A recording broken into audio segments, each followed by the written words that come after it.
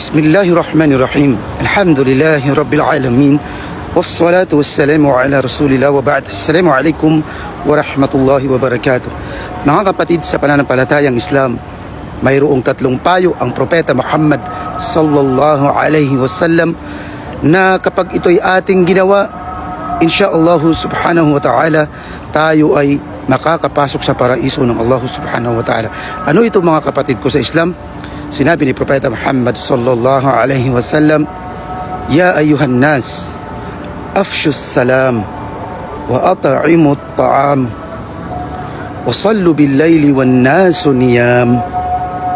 Sabi ng Rasulullah sallallahu alaihi wasallam, "O kayong mga tao, ipalaganap ninyo ang salam o ang kapayapaan at kayo ay magpakain sa mga tao."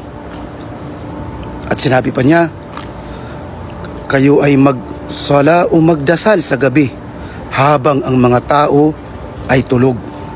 At kapag itong tatlo na ito mga kapatid sa Islam ay ating ginawa, ano ang sabi ng Rasulullah sallallahu alaihi wasallam? Tadkhulul jannata bisalam.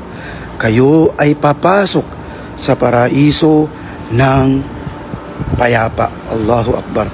Kaya mga kapatid sa Islam, napakaraming mga gawain o mga asbab na ipinarating sa atin ng Rasulullah sallallahu alaihi wasallam bilang habag sa atin ng Islam upang maging madali sa atin na makamit ang paraiso, upang makamit natin ang kaluguran ng Allah subhanahu wa ta'ala. At kapag ating nakamit ang kaluguran ng Allah, tayo ay kanyang patatawarin at tayo ay kanyang papapasukin sa kanyang paraiso. Wallahu a'lam. Wassalamu alaikum.